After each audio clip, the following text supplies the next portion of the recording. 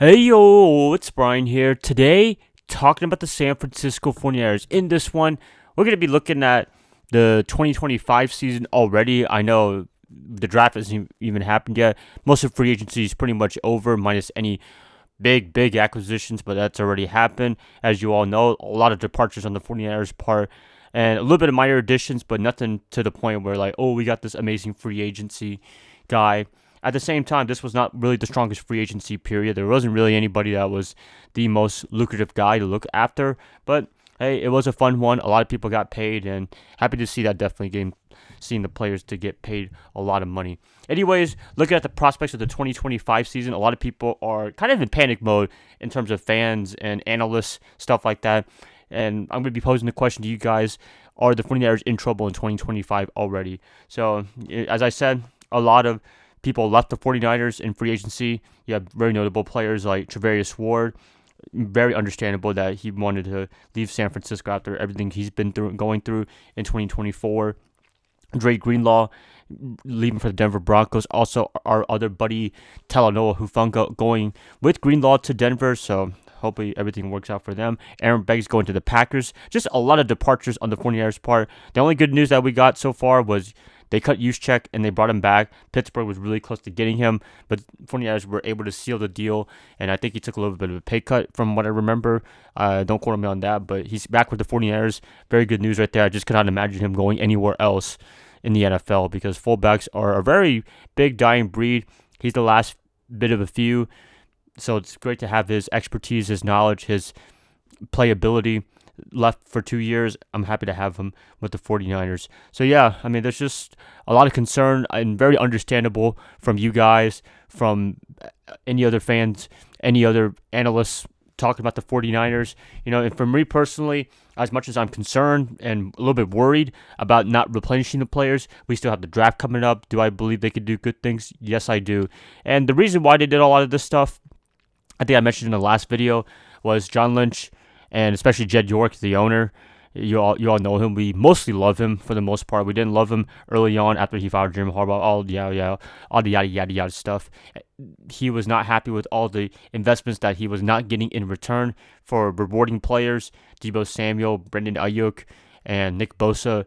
I mean, as much as they've been good players, but they just have not lived up to the highest paid player in their respective position when they got signed on into a long-term extension deal, and I can see why he wouldn't want John Lynch and Prag Maratse to give anybody more long-term extension deals. Does it have to do with Brock Purdy? Maybe a little bit, but I just feel like they've been burned a lot of times, and it's very understandable, and I hope you guys can understand as well that they've tried to reward players, but it just seems like they're not getting their money's worth after the contracts being signed for a lot of money. So as much as I want the players to get paid, at the same time, they had to get a return on their investment as well. And so far, the 49ers have not gotten that from the players that they've extended in the past few years under the Kyle Shanahan era. Hopefully, they can get some young players, some new talent. And I can also understand why they would let go of the other players like Hufanga and Travarius Ward. They have a lot of young players now that can step up, that did pretty well in their rookie season. Ronaldo Green, some people have mixed feelings about him, but I thought he played not too bad for 2024. Malik Mustafa, that's been a big revelation for us. Well, I think a lot of people had a lot of high hopes for him coming to the rookie year 2024, but he played really well. So happy to have him, and those guys can do a great job in their second year, hopefully. I'm still really excited for this team, definitely. And I know that we lost a lot of great players, but at the same time, a lot of them were injured. Unfortunately, they just couldn't stay healthy. So if you're not on the field, then what use do you have, honestly? And yeah, I mean, I know that sounds kind of blunt, but you have to be on the field in order to have production. Even if you're a great player, you can't just be injury riddled and not have anything going because you can't be on the field because of injury. So yeah, I mean, maybe the 49ers are just trying to get rid of the last bit of injury riddled players and hopefully go with the young players that can hopefully stay healthy. That's the best thing that the 49ers are banking on for 2025, and also the draft. The draft, it's very interesting to see what they approach this one.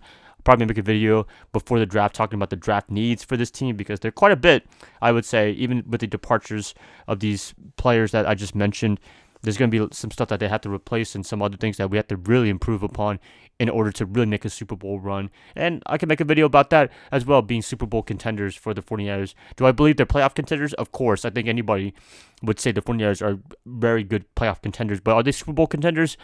We'll find out, hopefully, by the draft next month. So, yeah, a lot of interesting things for the 49ers. A lot of things that upset people very understandably. And I was a little bit upset as well because they didn't re-sign Dre Greenlaw. I thought they were going to get him to come back. But, hey, injuries. Also, big news right here. Jordan Mason got a second-round tender, but then he got traded to the Minnesota Vikings. I thought that was a really weird kind of decision just because of the fact that Christian McCaffrey is probably not 100% coming into 2025. I hope he is. I wish he was, but I don't know. I mean, to have a really reliable guy in Jordan Mason for the most part, to not have him anymore, to trade him away, maybe, I don't know, his salary or something like that, it's a little bit confusing, I would say. That one I was a little miffed by because of the fact that our running backs are always injured as well. So I think the only guy they have right now is Patrick Taylor and Isaac Guerendo, which both Guerendo played not too bad last year. I thought he showed a lot of promise. Taylor, we didn't really see too much of him, so maybe they have a lot of high hopes for him as well.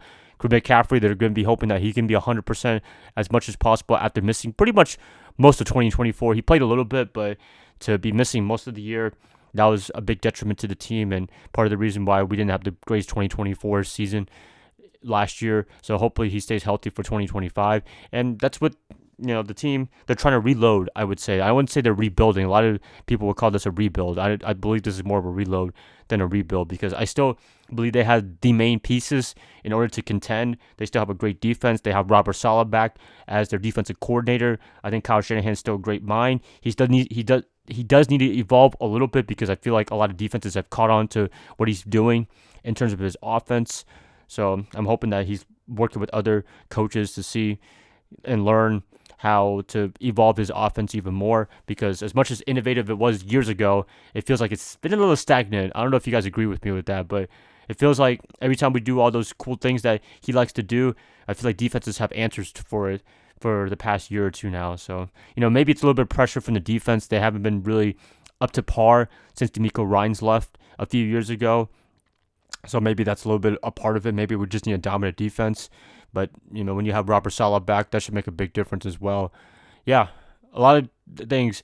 I'm cautiously optimistic, but I can see the pessimism if you guys are not feeling as optimistic for 2025. But, hey, as a 49er fan, I always got to be optimistic as much as possible. And with this team, the way it's been for the past few years, minus 2024 and 2020, I've been very excited for this team, and I think they can do great things for 2025. Yep, that's pretty much it, you guys. Please let me know what you guys think about 2025. Do you think all the moves that they made have been detrimental to the team? Do you think it's going to help them long term? Please let me know in the comments below. That would be much appreciative. Thank you guys again for watching this, listening to this, and I hope to catch you guys up more when I talk more about this team, about our favorite Bay Area team, the 49ers. Love you guys as always. I hope you guys have a good one, and go Niners all day.